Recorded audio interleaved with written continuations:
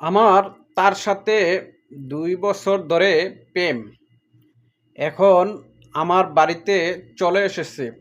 সে হিন্দু, সমস্যা নাই। আমি তাকেও ২ বছর ধরে ভালোবাসি প্রবাস থেকে।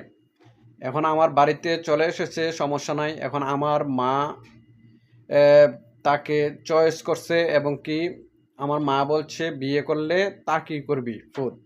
এবং কি আমার মা তার গালে চুমুও দিছে। বুঝছেন? তার জন্য আমি তাকে ছাড়ছি না। আমি তাকে বিয়েই করবো।